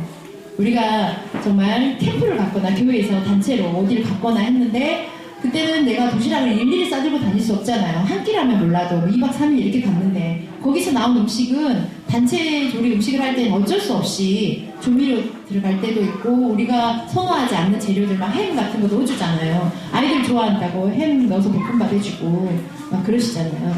그러면 그럴 때는 어떻게 할까? 그냥 감사함으로 자유함으로 드시면 됩니다. 왜냐면 우리 몸은 해독할 능력이 있어요. 그러니까 꾸준히 지속적으로 먹는 것이 아니라 어쩌다가 먹는 것은 그리고 어쩔 수 없이 먹어야 하는 것은 우리가 선택을 하면 돼요. 내가 굶는 것이 낫겠나 먹는 것이 낫겠나 그 다음에 그게 있어요. 단체로 갔는데 그런 것들을 안 먹으면 덕이 되지 않을 때가 있어요. 야, 먹었을 쟤는 별나다 이런 소리 들을 수 있어요. 그러나 그런 소리를 들어도 때로는 감수해야 할 때도 있습니다. 하나님께서 지으신 모든 것이 선함에 감사함으로 받으면 버릴 것이 없나니. 네, 디모데전서 4장 4절 말씀. 그렇지만 내 손으로 사먹지는 말자. 네. 네. 그리고 간장 양념 같은 거 하기보다는 소금 간으로 그렇게 하는 것이 더 좋겠고요. 그렇지만 간장을 쓰다가 간장의 그 맛에서 소금의 맛으로 바꾼다는 것은 시간이 필요해요. 그래서 조금씩 섞어서 한다거나 좀 줄여가는 것이 필요해요. 그러니까 맛에 3세대가 있는데 1세대가 소금 맛이에요. 그다음에 2세대가 마요네즈 케첩 맛이거든요. 가공된 맛. 3세대가 뭐냐면 발효된 맛이에요. 김치, 된장, 고추장 이런 거, 청국장. 근데 그것이 훨씬 좋죠. 우리나라에 좋은 것들이 엄청 많잖아요. 근데 지금 나와 있는 이제 시중에서 파는 이제 간장 같은 경우는 정말 매주 이 원료 자체가 문제가 되기 때문에 이제 그런 것을 우리가 직접 만들 수 있어요. 혹시 직접 만드시나요? 역시 콩은 어디서? 아시는 분, 믿을 만한 분한테서. 직접 하세요. 친척이 그러니까요. 그러니까 믿을 만한 루트를 뚫어놓는 것이 굉장히 중요한 것 같아요. 우리가 직접 이제 시간이 어느 정도 시간이 되면 우리가 간장, 된장, 고추장도 담글 줄 알아야 될 것 같아요. 김치는 물론이고. 네. 그래서 우리 이번 처치홈스쿨에서 김치 담그기를 합니다. 백김치 담그기를 우리 중간방학 이후에 하기로 지금 계획이 되어 있어요. 그래서 그 다음 보시면 음식 관련 처치홈 규칙 있는데요. 처치홈스쿨에 과자, 사탕, 음료수 등을 가져오지 않습니다. 여기에서는 먹지 않습니다. 그래서 그렇지만 집에서 부모님의 허락하에만 먹을 수 있습니다. 그리고 아까처럼 교회에서 이런 거 막 주잖아요. 그러면 그 자리에서 엄마 몰래 먹는 것이 아니라 일단 엄마한테 가져오도록 합니다. 그래서 엄마의 허락하에 먹도록 하세요. 그런데 그러니까 너무 먹고 싶을 때는 일주일에 한 개만 먹자. 그러니까 계속 먹고 많이 먹었을 때 문제가 되는데 예를 들어서 일주일에 한 개 정도 먹었을 때는 우리 몸이 그래도 해독할 능력이 생길 것 같아요. 그래서 정말 그랬을 때는 그런 정도로 먹기로 하죠. 그리고 선물이 들어왔어요. 처치홈스쿨에 누가 우리 처치홈스쿨 아이들 너무 예쁘다 그래서 음료수 한 박스 선물을 딱 해줬어요. 그러면 여기서 나눠줘야 될까요? 안 됩니다. 네. 여기 그분한테도 정중하게 말씀을 드려야 돼요. 우리는 이러하기 때문에 이것들을 먹일 수가 없어요. 라고 말씀을 드려야 돼요. 그렇지만 우리 1대1로 교회 가면 저희는 그런 분이 계세요. 식당에 가면 항상 그 집사님께서 우리 아이들 너무 예뻐해가지고 오면 아침마에다 이렇게 항상 준비해놨다가 우리 아이들 오면 탁 주셔요. 이렇게 우리 아이들 너무 좋다고 봤거든요. 근데 그분이 할아버지신데 주지 말라고 말을 못하겠는 거예요. 그리고 너무 사랑하는 마음으로 주시고 애들 너무 예뻐하시는 것이 눈에 보이기 때문에 그렇지만 이제 애들한테 자꾸 이제 시켜요. 하나만 받아라. 그리고 지가 가서 막 이렇게 막 집어오거든요. 그렇게 하지 말고 하나만 받아라. 그리고 나는 받은 것을 자꾸 나눠주게 해요. 많이 받았으면 그래, 안 받은 애한테 쟤는 다 주고 와. 쟤도 주세요. 나눠주세요. 이렇게 하고 집에 와서 한 개만 먹도록 하지만 몰래 먹어요. 몰래 먹는 거는 제가 어떻게 할 수가 없어요. 그런데 우리 10계명에 보면 6계명부터 보면 살인하지 못한다, 간음하지 못한다, 도둑질하지 못한다 하잖아요. 근데 못한다라는 말이 뭐냐면 하지 않는다가 아니에요. 못해. 할 수가 없는 거예요. 여러분 살인할 수 있으세요? 못하죠. 그거예요. 어느 순간 가공식품을 먹지 못한다. 네, 그것이 되도록 우리가 훈련을 시켜 나가야 하는 거예요. 그 다음에 조금씩이라도 좋으니 모든 반찬을 다 가져다 먹습니다. 그러니까 아이 자신이 가져온 양을 남기지 않고 반드시 다 먹게 합니다. 감사기도 한 후 음식에 대해 불평하지 않게 합니다. 음식을 남긴 사람은 다음 끼니 간식까지 간식 등을 먹지 않습니다. 우리 3살짜리 우리 아들도 이거 알아요. 그래서 이렇게 돌아다니거나 하면 자꾸 이제 말을 해요. 자, 더 이상 돌아다니면 밥이 없어집니다. 이렇게 말을 해. 그러면 딱 앉아서 먹어요. 그런데 또 까먹고 돌아다녔다. 그럼 밥 없어져요. 그러면 울고 난리가 나요. 그렇지만 없어요. 그리고 그 다음 과일도 못 먹어요. 그러면 이제 그 다음 끼니 잘 먹게 됩니다. 가공 식자재로 식사 간식을 준비하지 않습니다. 그래서 그 뒤에 보면 처치 홈스쿨 일정 중에 폐하할 음식 재료 적혀 있어요. 햄, 어묵, 맛살, 진미채, 카레, 짜장. 네, 통조림, 진미채, 대왕 오징어를 원료로 합니다. 네. 그리고 조미에다가 푹 담그죠. 조미액에다 담궈요. 그 조미액에 뭐 들어가는지 몰라요. 향미 증진제 100% 들어가 있고요. 네. 첨가물 왕창 들어가 있습니다. 맛있잖아요. 우리 오징어 먹었을 때도 물론 맛있어요. 그러니까 아이들에게 진짜의 맛을 알려주셔야 돼요. 아이들이 진미채를 먹고 이것이 오징어 맛이다라고 착각하지 않게 해주셔야 돼요. 그러니까 진짜 오징어를 데쳐서 오징어를 먹어보고 아 이것이 오징어 맛이지 라고 알아야 돼요. 마치 바이올린으로 진짜 켜는 음악을 들어본 사람이 진짜 음악을 구분할 수 있듯이 AI가 연주한 음악을 듣고 감동하고 눈물 흘리는 것이 아니라 정말 이것이 진짜 바이올린 소리인지 알 수 있게 만들어 줘야 되겠잖아요. 마찬가지로 이것이 진짜 음식의 맛인지 가공된 맛인지를 구별하려면 진짜를 매겨야 되는 거예요. 그거 아시죠? 그 화폐 위조 화폐를 구분하는 사람들 훈련을 어떻게 시킬까요? 위조 화폐에는 뭐가 잘못되고 이거 공부하지 않아요. 진짜만 공부해요. 진짜만 공부해요. 진짜 화폐가 어떤 특징이 있는지 눈 감고도 알아맞힐 수 있을 정도로 진짜 화폐에 대해서만 공부를 해요. 그러고 나면 위조 화폐를 바로 알아볼 수 있어요. 마찬가지로 우리 아이들에게도 입맛이 굉장히 쉽게 둔감해질 수 있어요. 마비가 되고 이 첨가물들이라는 게 입맛을 마비시키기도 해요. 그러니까 진짜 것을 많이 먹을 수 있도록 어렸을 때 왜 입맛은 굉장히 신기하잖아요. 어렸을 때 향수도 불러일으키고 뭘 먹었을 때 기억이 되살아나고 막 그런 것들을 우리 아이들이 있었으면 좋겠어요. 그리고 우리 생명나를 교회 그 처치 홈스쿨의 수의사분이 계시는데 이런 말씀을 해주셨어요. 엄마가 먹은 안 좋은 물질들이 온몸에 저장되어 있다가 첫째 아이를 임신하고 출산할 때 싹 빼간다. 몸에 좋은 것만 빼가는 게 아니라 나쁜 것도 싹 빼간다는 거예요. 첫째 아이가. 그럼 둘째, 셋째는 그 다음에 축적된 거 남아있는 거 빼가겠지요? 네, 좀 섬찟하더라고요. 그 말을 들었을 때. 그래서 우리 엄마 아빠들이 그러니까 우리가 이 음식 훈련을 하는 것이 지금에만 문제가 아니라 다음 세대까지 연결이 되기 때문에 이 음식 훈련이 굉장히 중요하다는 것이에요. 어쩌면 사탄은 정말 이 음식을 가지고 우리가 먹지 않으면 살 수 없잖아요. 음식을 가지고 너무 많은 장난을 쳐놨어요. 근데 그 장단에 놀아나고 있는 거예요. 근데 결국은 돈이라는 것 때문에. 그리고 가끔은 편리하다라는 거. 네. 편리하다라는 거. 건강한 음식을 위한 훈련의 목표는 더 좋은 곳이 있다는 걸 알기, 안 좋은 것들은 절제하기. 그래서 아이들에게 같이 요리를 하게 하는 거예요. 같이 요리를 하게 하는 거 굉장히 좋은 것 같고요. 그래서 뭐 고구마 같은 것이 있으면 고구마 쪄서만 먹는 게 아니라 뭐 라떼를 만들어 먹을 수도 있겠죠. 뭐 예. 진짜 달콤한 고구마는 우유 데펴서 믹싱만 해도 충분히 맛있더라고요. 네. 그다음에 감자 슬라이스 이런 거 오븐에 구워서 먹는 거.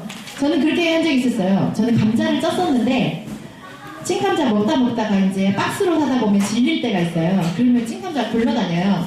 냉장고에 들어갔다 나왔다가 맛이 없잖아요. 그럼 찐감자를 껍질 벗겨가지고 슬라이스를 했어요. 그래서 거기서 소금을 적당량 뿌리고 오븐에다 구워줬더니 애들이 정말 과자 맛이 난다고 하더라고요. 네. 그리고 꼭 찐감자가 아니어도 생거라도 이렇게 얇게 슬라이스 해가지고 오븐에도 충분한 시간 이렇게 딱 하면 과자도 집에서 만들어 먹을 수도 있고 더 건강하게 만들어 먹을 수 있다는 거. 좀 시간이 걸리지만 그걸 아이들이 즐거워할 수 있으면 되게 좋을 것 같아요. 네. 그다음 건강한 음식의 열매. 입이 짧은 자녀들의 식사량이 증가하고요. 면역력이 회복됩니다. 알레르기 치유가 완화되고요. 그래서 특히 아토피와 비염 너무 많죠. 비염에서 자유화살 많이 얻는 것 같아요. 그 다음에 천식 요즘에까지. 그 다음에 성품 집중력에 긍정적인 영향을 준다라는 것입니다. 그래서 저는 이제 이걸 준비하면서 다니엘이 생각이 났어요. 다니엘 하면 떠오르는 다니엘 1장에 나오는 내용 있잖아요. 다니엘과 친구들이 뜻을 정하고 왕의 진미를 거부하고 채식을 했어요. 근데 왕이 내린 음식과 포도주는 물론 신당에 올렸던 걸 내린 거기 때문에 물론 그래서 거부한 것도 있지만 그러나 얘들이 열흘 후에 얼굴빛이 더 좋고 건강해 보였다 그랬잖아요. 그리고 이 다니엘이 몇 살까지 살았을 것 같으세요? 저기 다니엘 1장에 보면 이런 내용이 나와요. 느부갓네살 때부터 고레스 왕 1년까지 왕궁에 머물렀다. 느부갓네살 왕은 바벨론이에요. 바벨론 포로로 끌려갔을 때예요. 바벨론 포로로 끌려갔을 때 다니엘이 17살 정도라고 추정을 하잖아요. 근데 고레스 왕은 언제 왕이냐면 메데바사의 왕이에요. 메데바사의 왕이면 고레스 왕은 에스라 1장에 보면 고레스 칙령을 내리죠. 유다 백성들이 유대로 돌아가서 예루살렘 성전을 건축하도록 칙령을 내려요. 그때까지 다니엘이 왕궁에 있었다는 거예요. 그러면 포로 기간이 다니엘이 거의 1차 포로로 끌려갔는데 고레스 왕 1년까지 머물렀으면 70년을 꼬박 있었다는 거예요. 그러면 70년을 꼬박 포로 생활을 했는데 왕궁에서 머물렀다는 거예요. 그럼 17살에 갔으면 80이 넘었다는 거죠. 그때까지 왕궁에서 있었다는 거, 현직으로 활동했다는 거예요. 그러면 몇 살에 죽었는지는 알 수 없으나 80까지 정정하게 활동을 했다는 거예요. 하나님의 방법대로 살려고 결심했을 때 어떻게 하나님의 은혜를 부어주실까 우리 아이들에게. 그러면서 저는 야고보서 1장 27절 말씀 여기 적지는 않았는데요, 많이 떠올랐어요.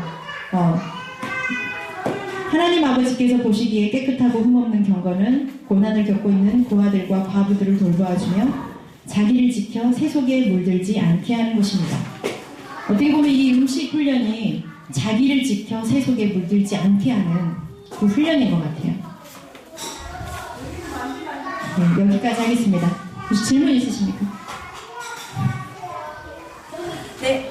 아이들에게 매끼 고기를 먹이는 거예요, 그래서. 매끼 고기요? 그러니까 단백질 부분은 여러 가지가 있어요. 단백질 고기가 여러 가지가 있으니까 그걸 생각을 하시면 돼요. 사실 고기를 매일 먹여주는 것이 아까 말씀드렸잖아요. 그거 GMO 사료를 사용한다고. 고기들에게. 그러니까 GMO 사료를 사용하지 않는 고기를 먹이는 거예요? 네, GMO 사용하지 않는 고기. 네, 그렇다고 한다면 좋지요. 그렇지만 매끼는 과하지 않나 생각이 듭니다. 왜냐하면 우리가 단백질 하루, 제가 아까 시간이 없을 것 같아서 빨리 넘어갔는데 단백질은 하루 얼마큼 먹으면 되냐면 자기 주먹만큼 50g이에요. 그럼 자기 주먹만큼이거든요. 그러면 고기 몇 점 안 돼요. 그거 몇 끼 먹으면 이것보다 초과해요. 한 끼 정도 먹으면 좋으실 것 같아요. 네, 한 끼 정도 먹으면 되고 정말 고기도 있고 생선도 있고 달걀도 있고 뭐 두부도 있고 뭐 그래요. 뭐 두부는 1차 가공이 된 식품이긴 하지만 단백질 9번이고요. 네, 그래서 단백질을 공급한다라는 측면은 좋지만 단백질을 과다 섭취했을 때는 어떤 문제가 생기냐면요. 신장에 문제가 올 수 있어요. 단백질을 많이 드신 분들은. 왜냐면 단백질은 우리 몸에, 물론 단백질 나쁜 건 절대 아니에요. 단백질은 우리 몸의 골격을 형성하는 필수 이제 성분이기 때문에 반드시 필요해요. 그렇지만 과다하게 매일 고기를 많이 섭취했을 때는, 근데 고기는 문제가 단백질 자체는 먹고 나면 쓸데없는 것은 저장이 될까요? 단백질은 저장이 안 돼요. 다 버려지는 거예요. 네. 똥으로 나와요. 네. 그 다음에 오줌으로 나와요. 예, 그래요. 질소. 네, 선생님, 전공 뭐세요? 네. 역사세요. 네, 그렇지만 잘 아시네. 네. 지방과 탄수화물은 CHO로 구성이 되어 있어요. 그렇지만 단백질은 질소가 들어가 있어요. 네. 그러면 우리 몸에서 사용되는 에너지들은 CHO로 구성된 ATP 형태로 사용이 되는데 소는 빠져줘야 돼요. 그렇기 때문에 질소를 빼내서 뭐가 되냐? 유리아. 소변으로 나오게 돼요. 그런데 그 소변을 만들어내고 그 다음에 그것을 걸러내고 하는 작업을 신장이 감당을 하죠. 여각이잖아요. 근데 그 신장에 무리가 올 수 있어요. 단백질을 많이 먹는 사람은, 매끼 먹는 사람은 이게 좀 조심하셔야 되고요. 그 다음에 지방이 많잖아요. 그다음에 지방 많이 먹어서 지방산이 많이 혈중으로 분비가 되면 혈액이 끈적끈적해지겠죠. 그리고 이제 유화제 같은 거 들어있는 것도 많이 먹고 그렇기도 하지만 네, 그렇습니다. 네, 또 지금 이제 저희가 일본 원자 방사능 후쿠시마 때문에 저희가 굉장히 예민한데 그것 때문에 한사람이나 자연재해를 많이 선택을 해요. 네. 그 부분에 대해서 이제 그 기준이 거의 좀 불명확하다, 가볍지 않다 이런 의견들이 있는데 원장님은 어떻게 그들을 활용하고 있는지. 그러니까요. 저는 그래서 그렇게 해요.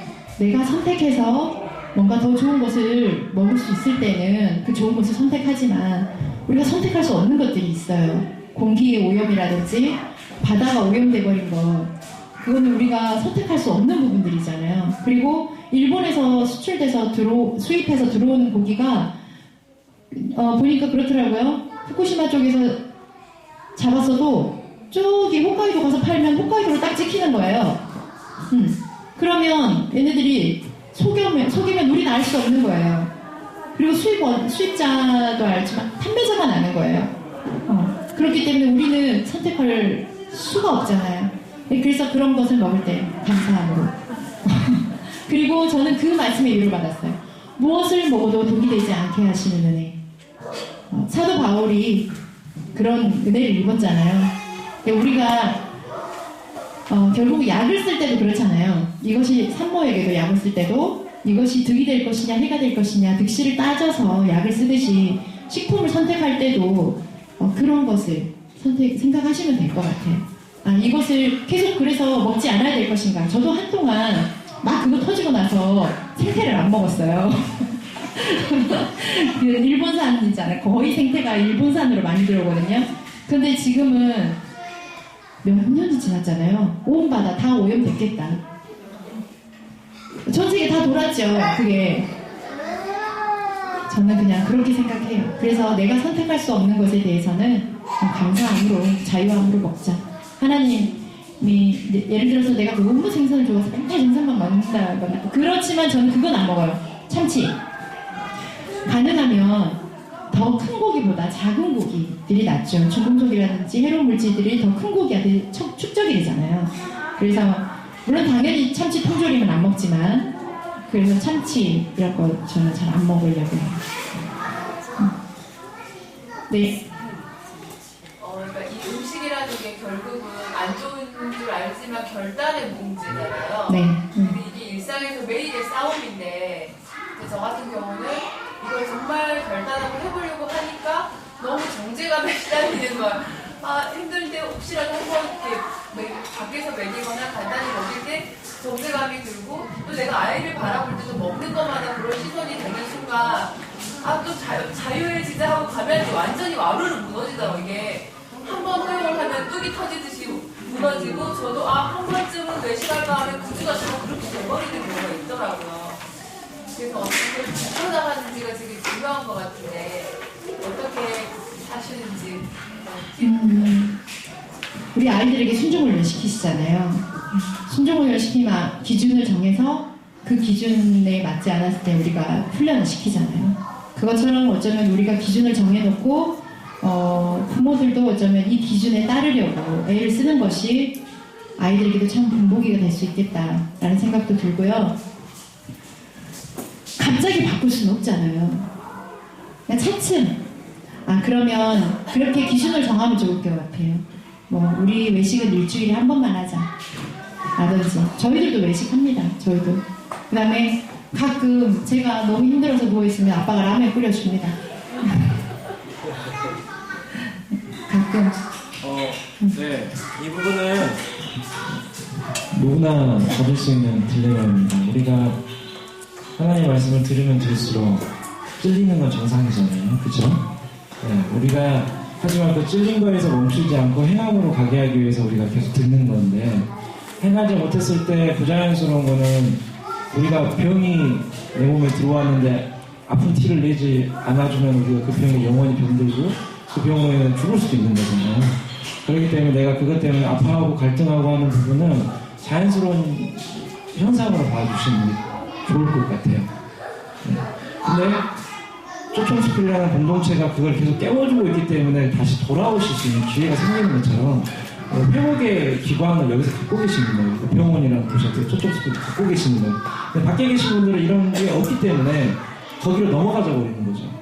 그러니까는 그렇게 생각하시고 내가 밖에서 먹는 날은 자유하는 말이 저도 일리가 있다 생각해요. 왜냐면 자유하면서 그거를 먹고 나서 우리가 다시 돌아오면 또 안 먹게 돼요. 또 한동안 계속 안 먹게 되거든요.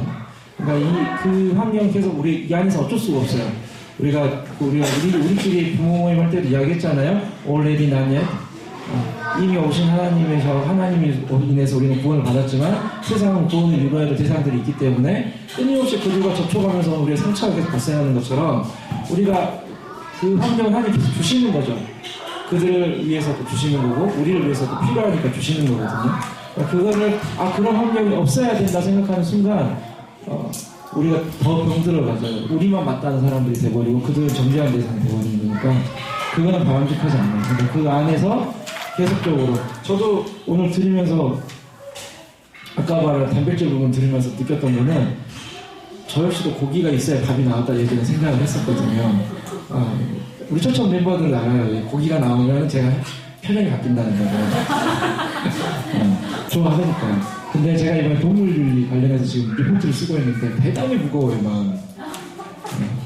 리포트를 쓰면서 대단히 무거워지는데 말씀하신 부분이에요. 절제를 요구하는 거지 하면 안 된다는 게 아니라 절제를 요구하는 거예요. 절제를.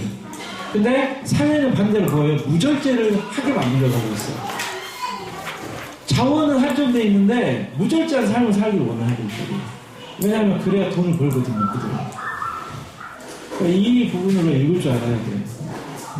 그러니까 절제하는 삶을 산다고 건강해지고 있다고 생각하셔야 돼요. 지금 제가 동물을 하면서 그 고기에 대한 부분 때문에 지금 저도 보면서 고민을 했는데 결국은 절제의 삶을 요구하시는 거예요. 하나님은. 절제의 삶. 근데 비즈니스가 아까 제가 이제 마무리를 하나 해주고 싶었던 게 뭐였냐면 옛날에는 우리가 금광이라는 걸 캐러 가기 위해서 많은 사람들이 미국으로 달려가고 여러 식민지화를 하고 이런 짓을 많이 했잖아요. 지금 이 시대에 식민지화 중에 경제가 들어갔지만 이 경제 식민지 중에 지금 들어가고 있는 게 뭐가 있냐면 식품이에요. 식품. 다른 말로 하면 식량이에요. 정말 무섭게 들어오고 있는데 이 GMO 식품이 가장 무서운 이유가 뭔지 아세요? 종자를 말리고 있어요. 식물의 종자를 단순화시켜버리고 있다고요. 자기네 거를 쓰는 순간 어떻게 되는지 알아요? 종자가 안 나와요. 다시 사야 돼요, 그 씨를.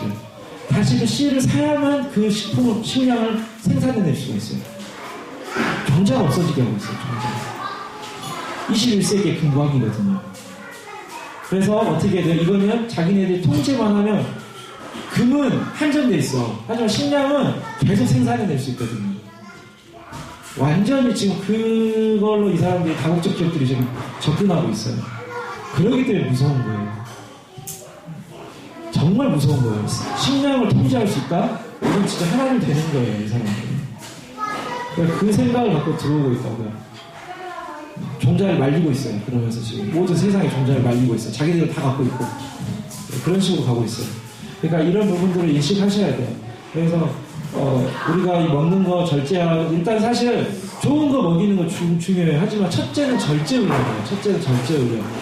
좀 배고프려고 해야 돼요. 배고프려고 해야 되고 또 이 훈련을 하려고 해야 되는 부분이 좀 있어요. 그래서 좀 이걸 좀 아셨으면 좋겠다 싶어서 마지막으로 제가 하고 싶었던 거 그랬습니다. 또 질문 있으실까요? 질문 많고 저희 친구들의 공동체가 있으니까 이걸 함께 하니까 먹는 것도 이 안에서는 다 애들이 당연히 그게 되더라고요. 그런 부분에서는 공동체의 유익이 있는 것 같아요. 밖에서는 무너질 수 있지만 이 안에서만큼 너무나 그게 당연한 거 안 먹고 자연식품 먹는 게 당연하고 물 많이 먹고 하는 게 익숙해지는 것 같아서 공동체가 저는 유익인 것 같아요.